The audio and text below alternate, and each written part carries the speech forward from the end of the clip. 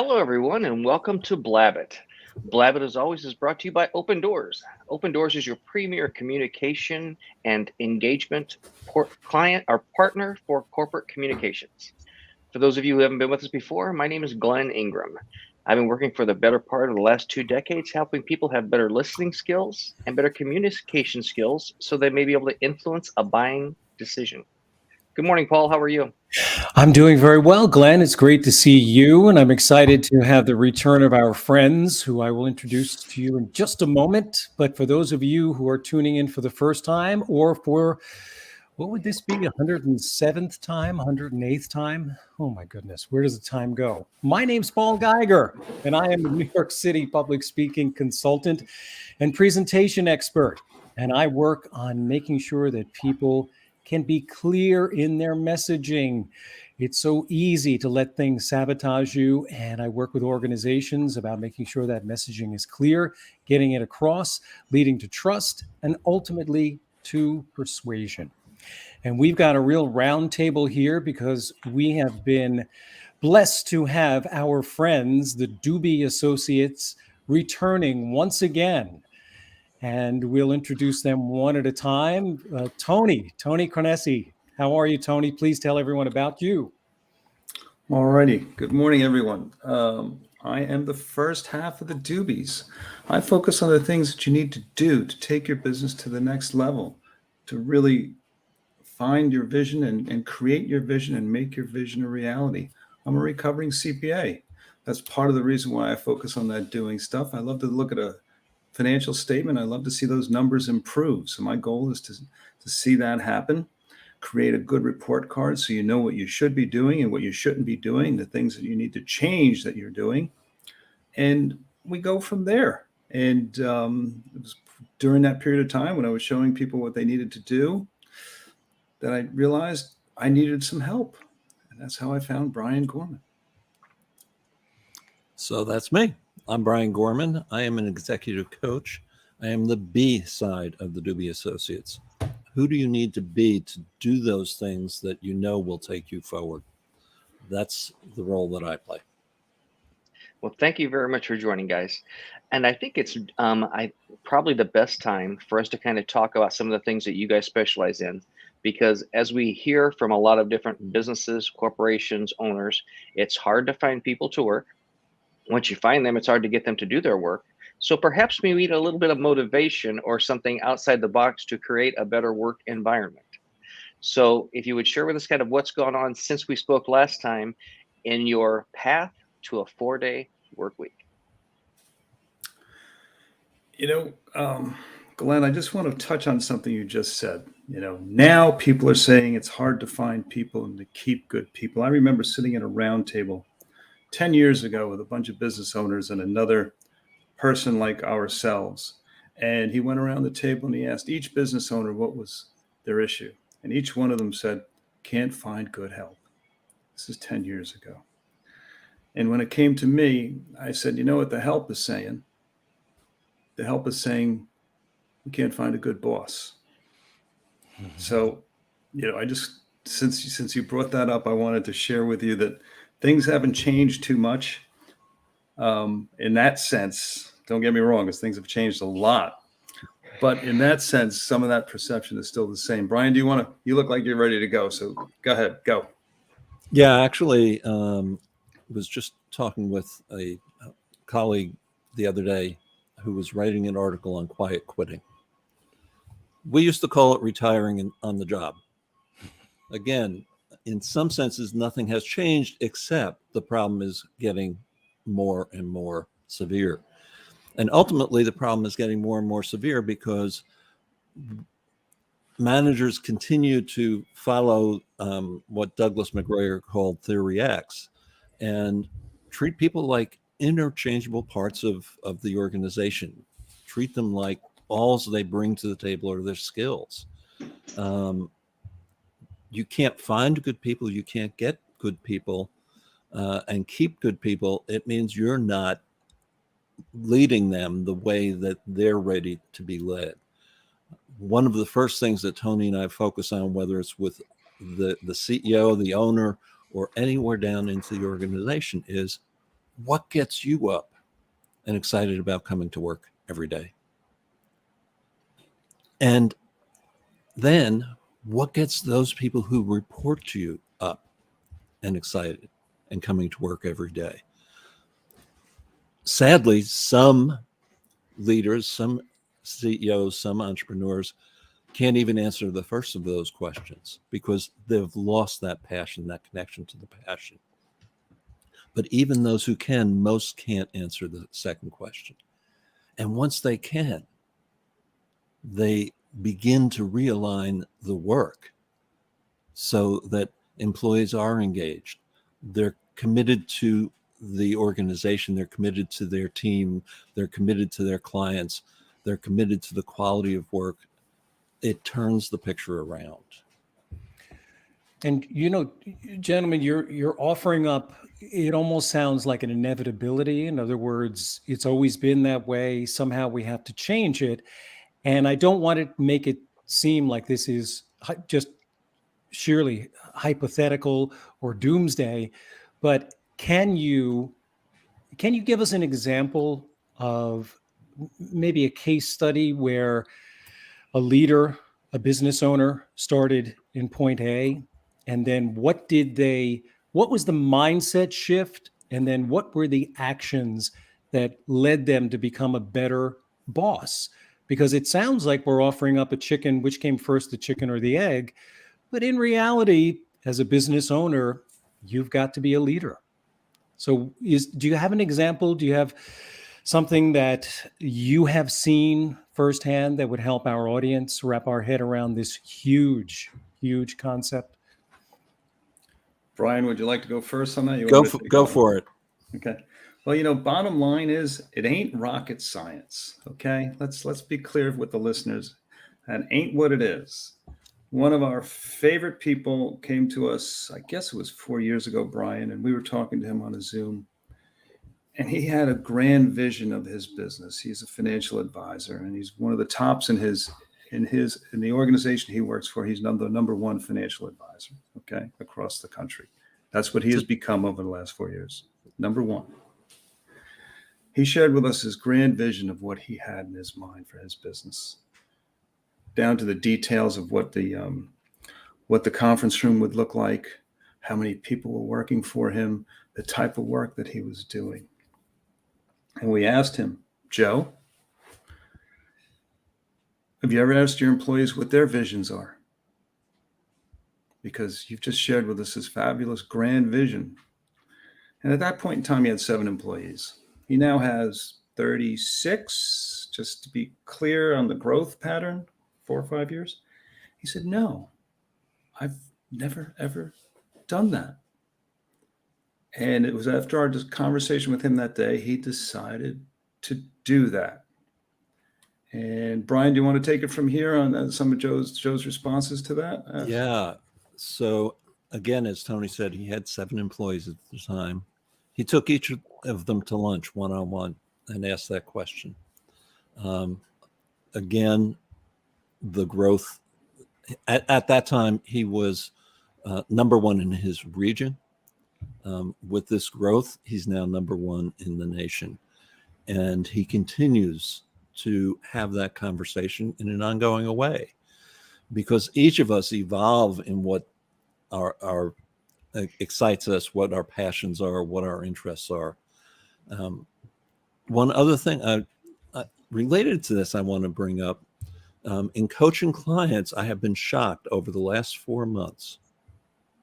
I have had 4 clients say to me, I want to have a conversation with my boss about the fact that I am no longer challenged and excited by my job.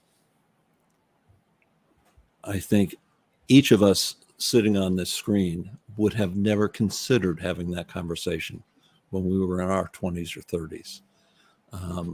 So there is an evolution not only in the worker, but also in the environment, at least in some organizations, that invites a less engaged employee to say, boss, help me find a place in this organization where I can be challenged again. And That if I may Go ahead. add just something that I heard from somebody who Brian and I spoke to a number of months ago, and she doesn't want to go back to the office, and her staff, they want her back. She has suffered a great amount of turnover. She keeps complaining that she can't keep employees. By not going back, she's being selfish. And the question I raised to her is, well, how are you connecting with your employees if you're not going back to the office? And again, there are ways to connect with your employees at the office or not at the office. But clearly, she's not connecting with the needs of her employees. And it's like a broken record. She doesn't want to change. She wants a bigger company, but she doesn't want to do the things that's necessary to do so. And one of those, the client that we just spoke about, Joe, he connected. If Sorry I to could, interrupt you, Glenn, but I just wanted to stick You're that in good. there. yeah, and Go, I Brian. just now want to add one more point. Recently had a conversation with Chris DeSantis, who is author of a book, Why I Find You Irritating. And it's a book about intergenerational conflict at work. And one of the vital points he makes for every one of us in the workplace is that as parents, we raise our children to fit the generation they're growing up in. As managers and as leaders, we expect them to behave according to our generation's rules and mindsets. And so, again, one of the things Tony and I so often talk about is ask questions and listen. Yeah, that's what I was going to say. It's kind of interesting how it keeps going back to the old adage is we all have two ears and one mouth for a reason. Unfortunately, sometimes you have to understand how to ask a different question to Tony versus a question you're going to ask to Paul versus a question you're asked for Glenn. So as we're talking to these business owners, middle management, and employees, how do we help them understand how to have a difficult conversation and how to not be afraid to ask questions, and more importantly, how to listen? I think you have to ask them to look at themselves first and say, so here you are in this current environment. People are saying they want to be more engaged. They want to have more value in what they do. They want to be heard. Number one, what is your current MO? And it takes sort of, you have to be honest with yourself. How many business owners have this sort of, they think who they aren't. They have to really look around and say, who are they?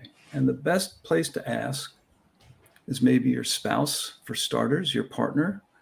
Get some guts and now go to some of your key employees and ask some questions. And like Brian just said, ask the questions and listen. But that's the only way you can start, is opening up. I mean, Brian quoted X and Y managers a little while ago. And for those who are not familiar, the X managers, that manager who comes in, tells you, this is what you're doing today. There's no connection. Mm-hmm. Make sure you sit at your desk for 8 hours. The Y manager is, this is what we need to do. Can I help you? Let's make sure we get it done by a certain time. Okay, you check in with me on the way. And you've got these X managers, and if people don't want to look at that, they're not going to change. Now, on the topic of asking questions, do you often caution your clients that they may not be getting the truthful responses that they expect the first time around? Because if you have a personality for being a hard driver and being a my way or the highway, to use a very blatant stereotype of a type of leader, but if that is your personality and all of a sudden you're asking questions, wouldn't it take 2 or 3 interactions like that for some employees to actually come around to delivering a truthful answer? Paul, there could be 1,000 interactions like that without getting the truthful answer. So much of the work that we do is about building trust with your employees, because until there's trust, there isn't going to be truth. And just to add on to that, the example of the person I was just talking about, she asked her client, her cousin, or excuse me, her people, so do you really want me in the office? And then they backed off. There was a backing off of, well, it would. And my first sense was, they don't trust you to be honest with their answer. What have you done up until now so they don't trust you? What can you do differently? You need to come to them being a different person. In order to do this, you need to be somebody different. And if you are that person that they don't want to open up to, as Brian said, it could take a lot of conversations, and it really comes down to opening up, sharing with your people some vulnerability. What is your vision? It hasn't gotten there. What do you need? And if you can start being vulnerable and transparent with your people, they may start to trust you. So they have to see that trust come from you first. I made a big mistake this year. We should have gone in this direction. I need some help with that.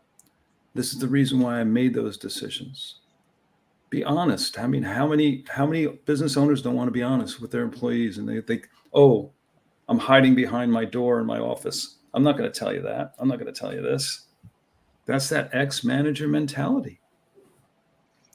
If I can and I very think quickly, these issues are as old as time. Go ahead, Brian. yeah, if I can very quickly, we actually use a neuroscience-based model for building trust, and it comes from the work of Judith Glasser. Just very briefly, the acronym is TRUST. Transparency, as Tony mentioned. A piece of the transparency is, this is what I need from you. It's not just, this is where we're going. This is why I made these decisions. This is what I need from you in order for us to move forward. R is relationship. That's the relationship of seeing the world through the other's eyes. That Gen Zer is not driven by his salary or her salary.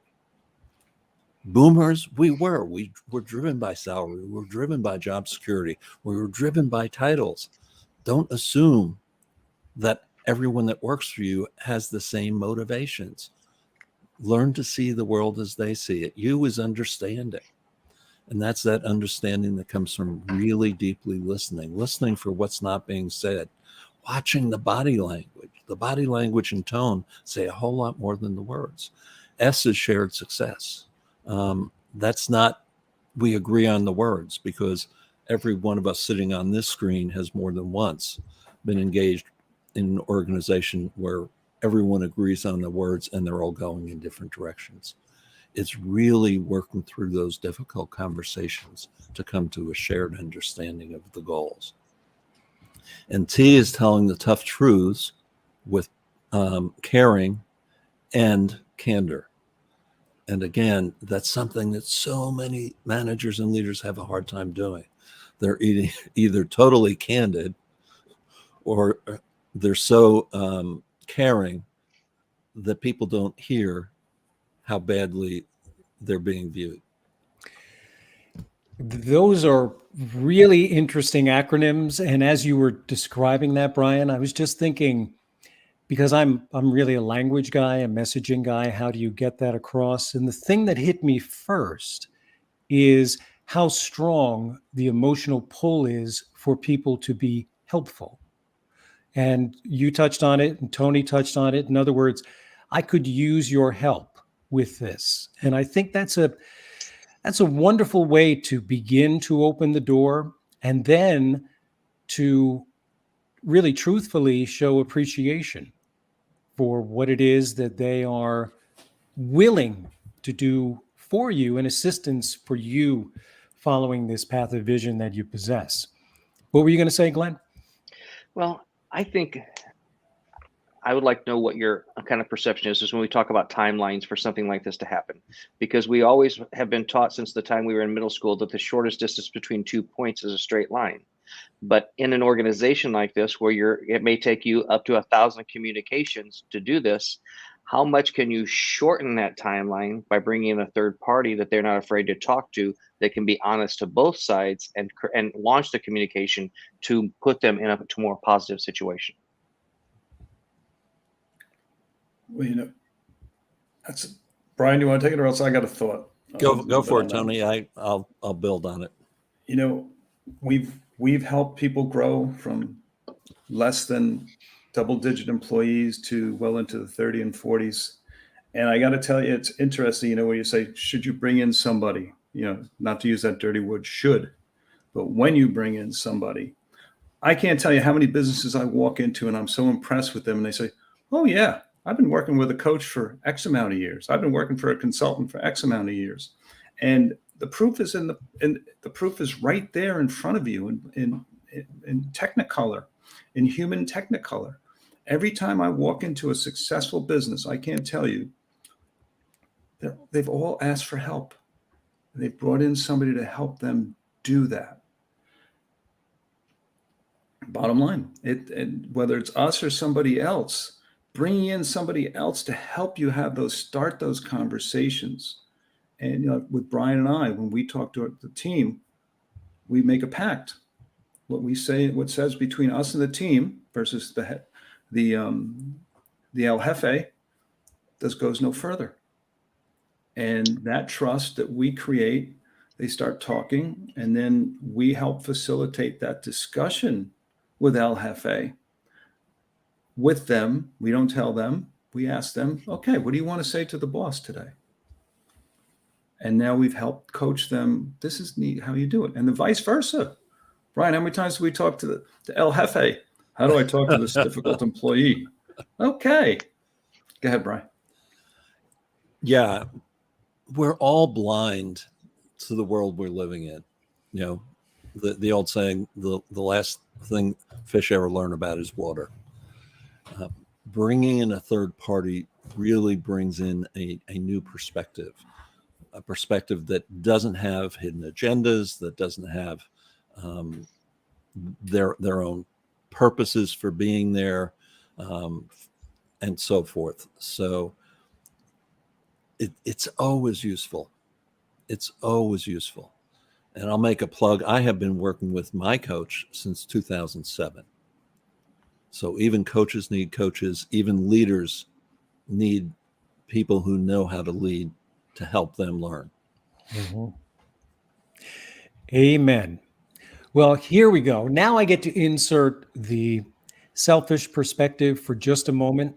And this is one I've heard in the ramp up to today's episode. And that is, how much closer or further away are we from the 4-day work week? Because everybody would love to have that be a reality across the board. Does it vary, or is that slowly but surely becoming more of the norm? What have you guys seen? I'm going to jump in real quick and let Tony follow me here. My personal belief is that we are in the early stages of the equivalent of the start of the Industrial Revolution. That the Monday through Friday 9 to 5 model will fade and fade and fade. The new model will be some version of what we call, and what we have actually trademarked here in the US, 4-day work week. What we mean by that is not Monday to Thursday, or Tuesday to Friday, or Monday, Tuesday, Thursday, Friday. The new model is going to be, and we don't mean compressing 40 hours into 4 days. The new model is going to be a flexible model. It's not even going to be industry driven. It's going to be driven by the model that serves your employees, your customers or clients, and your organization. And it may be 4 days. It may be 5 days. It may be 6 days of 5 hours a day. Who knows? It's going to vary business by business by business. And I'll let Tony pick it up from there. And from that flexible viewpoint, I read so much. I have this, and again, the 4-day global campaign is somebody who's here in the US. And right now, their big part of their audience has been not-for-profits, because the not-for-profits can't pay as much, and they're looking for that competitive edge. And I read a lot of articles of companies moving to a 4-day work week. And I don't believe half of it. Like most things that we read, we really can't believe a whole lot of it, because when we talk to business owners, when they present that to their staff, there's a whole lot of resistance. And just keep in mind, I'm just going to remind everybody, we are the true 4-day work week people in the United States of America, not the 4-day global campaign. In fact, they are infringing on our trademark. There's a war coming. And on that note, I really look at the 4-day work week as what Brian just said. It's flexible, and it really depends on the evolution of your management and you as a leader. Focus on the results. What system in your organization will work to get the results that you need done? Because some customers need you 5 days a week, okay? And there's no working way. It's very hard to work around that. But how do you keep your people happy, knowing that they can go somewhere else and maybe somebody will offer? What do they really truly want? So it's going to evolve. And then you look at the environmental factors. I just read that New York City, because offices are empty, tax, the money, New York City is going to be dealing with some very difficult financial issues coming up. And I'm sure that's going to be applied to many cities across the country. What are they going to do? For example, the mayor of New York City first said everybody has to come back to work about 9 months ago, and now he's done an about face. But the folks down in Wall Street are still trying to posture and say you need to come in. So I think from an individual standpoint, the people standpoint in an organization, they want that flexibility. But now, metropolitan areas and cities and real estate, they have needs too. What's going to happen? So, that's going to affect the reality of the 4-day work week really settling in and the hybrid workforce and people coming back. But the 4-day work week is a metaphor for the flexibility that you must offer your employees. And if you could do a 4-day work, it could be, I get a 4-day work week this week, but not next week. It could really, and again, it depends on the maturity and your ability of your management teams and leaders to implement it to a point where it's successful. And there's going to be a lot of trial and error. It's not snapping your fingers and it's going to work. The things I read online about how many companies are successful, I'd really like to see the truth in that, because this is not an easy shift, and it takes a great amount of dedication. Well, If I can, go ahead. If I can pick up on one thing Tony said, and it goes back to some of the earlier things we were talking about. Employees are demanding a new way of working. The most skilled employees in the most demand professions are going to be the first ones out the door if your organization is not meeting what they are looking for in their professional lives. And so this is going to be an evolution, and it is a revolution in the relationship between employer and employee. More than one business leader and researcher in the whole topic of work and the economy and so forth have put forth that the employer is no longer in charge. The role of the employer is now to better understand and address and serve the needs of the employee.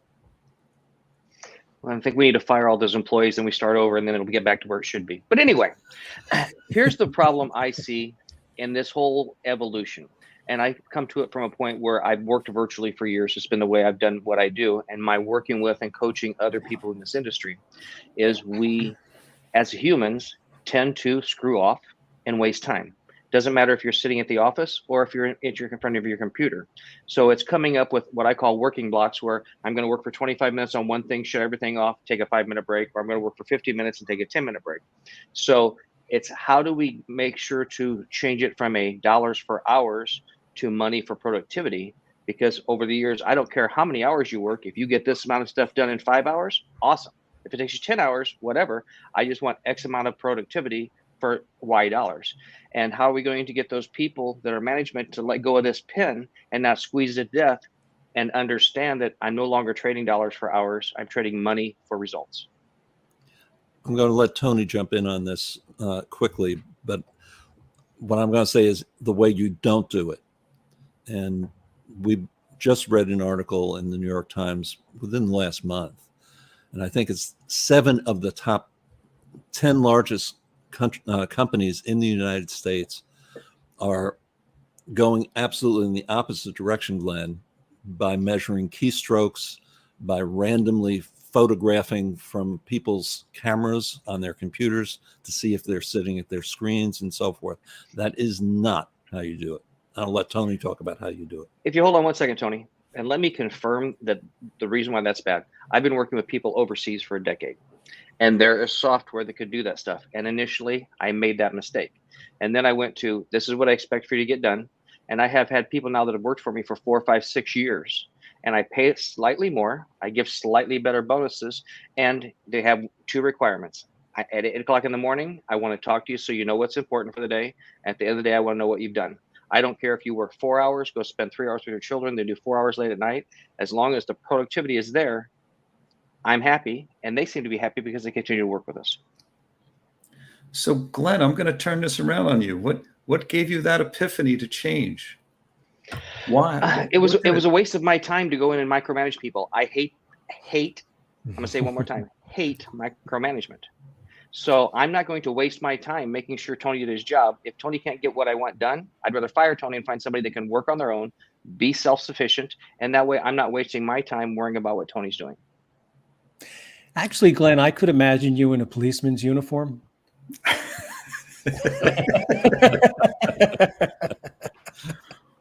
Well, I think, Glenn, you nail it. If when you take an organization and you have a manager who does the micromanaging and another that doesn't, I think leadership will see that difference in the results and the turnover. And those people who are sticking to their guns of, oh no, you've got to have your tush sitting in your desk, and I got to see you in front of your screen, and I got to see those keystrokes. They're not going to survive. It's going to be survival of the fittest.